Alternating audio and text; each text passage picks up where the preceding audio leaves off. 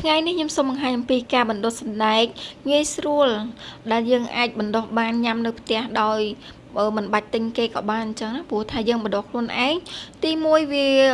អូកានិកល្អមែនទែនទី2វាធ្វើអារម្មណ៍យើងស្រស់ស្រាយទៀតហើយសណ្ដែកនេះបើយើងចង់បានប្រវែងណាយើងទុកប្រវែងនឹងអញ្ចឹងណាហើយងាយស្រួលមែនទែនខ្ញុំធ្វើការបណ្ដុះត្រឹមតែ3ថ្ងៃប៉ុណ្ណោះជាដំបូងគឺយើងមានសណ្ដែកកន្លះចានចង្កឹះដូចខ្ញុំបង្ហាញមិញហ្នឹងចឹងបងប្អូនបើសិនជាបងប្អូនចង់ដាក់ច្រើនជាងហ្នឹងក៏បានហើយយើងយកវាទៅលាងទឹកហើយត្រាំទុកមួយយប់ហើយនេះខ្ញុំត្រាំរួចរាល់ហើយ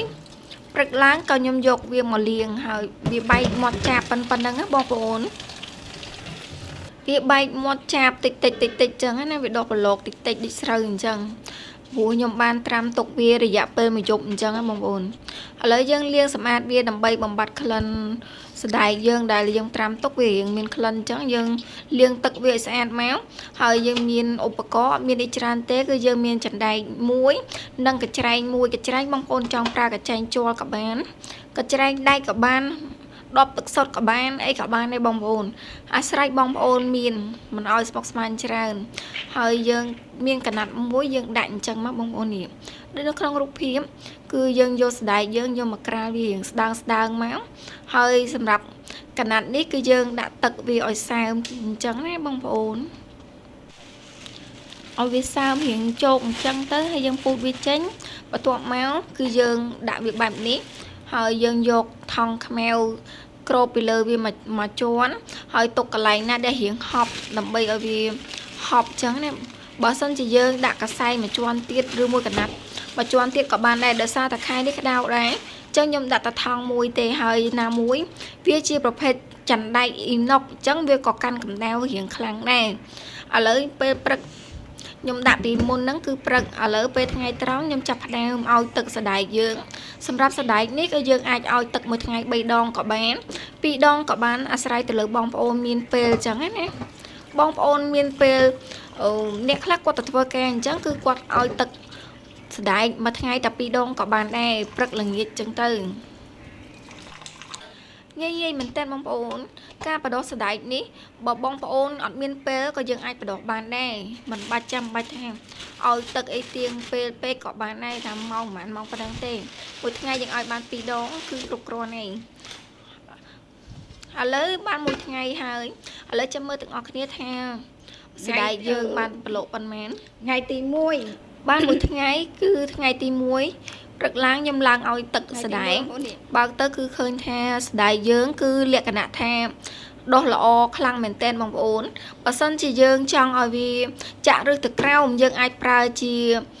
ស្បាយស្ដើងបងប្អូនឬមួយក៏មុងដែលមានប្រហោងតូចដើម្បីឲ្យឬវាចាក់ទៅក្រោមគ្រាន់តែបើសិនជាឬវាចាក់ទៅក្រោមវាដុះឡើងខ្ពស់ពេកវាអត់សូវថ្លោសអញ្ចឹងណាបើសិនជាបងប្អូនចង់បានថ្លោសបងប្អូនអាចដាក់ចឹងបាន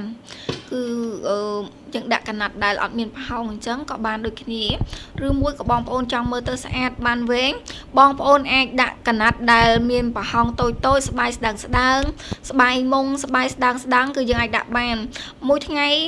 យើងបានយកវាមកឲ្យទឹកដូចមុននឹងអញ្ចឹងបងប្អូនគឺដដែលទេឥឡូវយើងចាប់ផ្ដើមឲ្យគឺយើងដាក់វាអញ្ចឹងមកហើយយើងបើកទឹកតិចបានហើយបើកទឹកវារៀងតិចបានហើយបងប្អូនហើយយើងយកដៃយើងកលាស់សាច់វាទៅហើយយើងក៏នេះដូចក្នុងវីដេអូនឹងអញ្ចឹងយើងដាក់វារៀងឲ្យវាសប់ជោគល្អ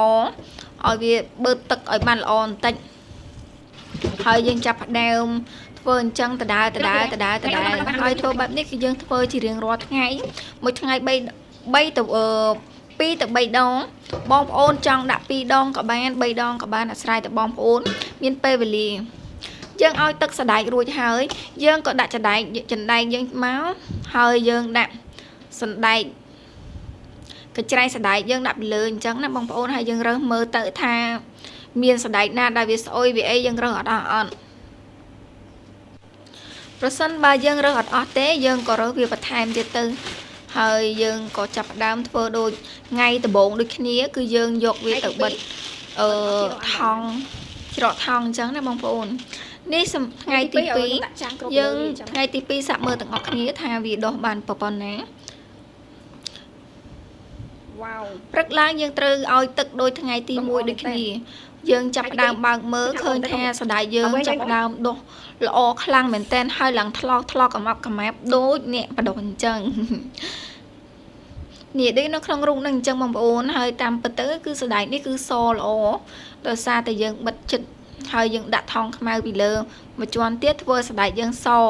តែនៅក្នុងរូបនេះយើងមើលទៅដូចជាអត់សូវសទេដោយសារតែកណាត់យើងទ្រាប់ពីក្រោមពណ៌លឿងអញ្ចឹងទៅពេលដែលយើងថតវាចំណាំងផ្លាតពណ៌ចេញពណ៌រៀងលឿងថ្ងៃទី2គឺយើងឲ្យទឹកបែបនេះដូចគ្នាយើងបើកទឹកកុំខ្លាំងពេកបើសិនជាបងប្អូនមានក្បាលរ៉ូម៉ាណេដែលប្រភេទក្បាលផ្កាឈូកក៏កាន់តែស្រួលក្នុងការឲ្យទឹកទៀតយើងដាក់ទៅវាសាច់ល្អអញ្ចឹងណាហ្នឹងហើយតែបើយើងក្បាលរ៉ូម៉ាណេយើងបែបនេះក៏យើងបើកតិចហើយធ្វើវាដូចនៅក្នុងវីដេអូនេះអញ្ចឹងបងប្អូនខ្ញុំមិនមែនជាអ្នកកសកម្មឬមួយក៏អីទេតែគាត់ថា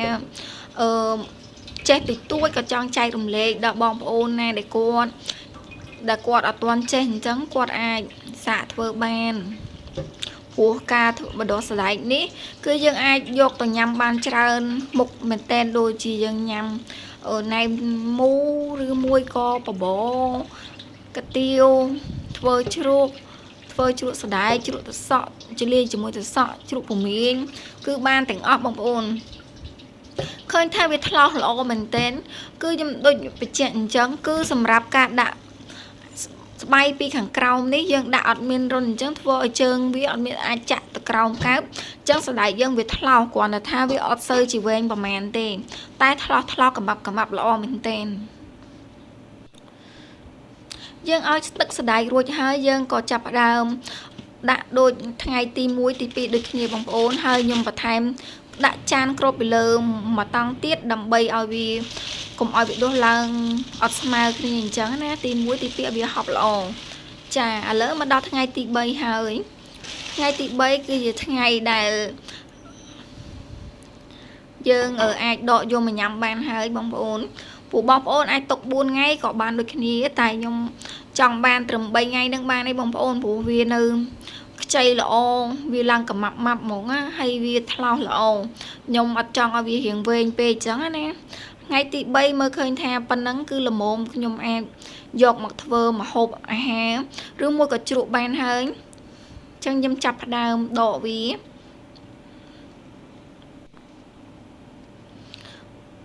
មើលឃើញថាវាអត់ទាន់ជាវែងខ្លាំង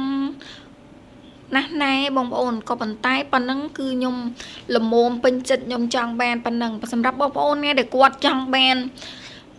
ក្លែងជាងហ្នឹងទៀតបងប្អូនអាចទុកមួយយប់ទៀតឬមួយបងប្អូនអាចធ្វើតាមវិធីសាស្ត្រដែលខ្ញុំបានប្រាប់ពីខាងមុនហ្នឹងដែលយើងអាចប្រើជាស្បាយដែលប្រហោងវាល្អិតដើម្បីឲ្យរឹសវាចាក់ទៅក្រោមធ្វើឲ្យវាលូតកាន់ទៅវែងតែបើយើងដាក់អញ្ចឹងវាធ្វើឲ្យកមួយយ៉ាងដែរបងប្អូនវាកម៉ាប់អញ្ចឹងណាហើយអាស្រ័យលើបងប្អូនមិនចង់ឬថាមានស្បាយណាដាក់ស្បាយហ្នឹងទៅក៏បានដែរកុំឲ្យខាតពេលថាចំណាយលុយទៅទិញអីច្រើនអញ្ចឹងណាព្រោះយើងអាចបដោះបានសណ្តែកនេះយើងអាចបដោះបានច្រើនណាយើងអាចដាក់បដោះក្នុងឆ្នាំងក៏បានក្អមក៏បានដបទឹកសុទ្ធក៏បានគឺបានគ្រប់សពហ្មងអញ្ចឹងយើងមិនបាច់ចំណាយទេទៅលើការថាទៅទិញអីឧបករណ៍អីទេព្រោះតែក្នុងផ្ទះបាយយើងមានសម្ភារៈអីគឺយើងដាក់ហ្នឹងទៅដើម្បីសេវអញ្ចឹងណាខ្ញុំចាប់ផ្ដើមនេះអូយបងប្អូនបង្ហាញបងប្អូនទស្សនាមើលលេងអញ្ចឹងណាព្រោះថាល្អហើយងាយស្រួលក្នុងការដាំបដោះមែនតើបងប្អូនហើយវា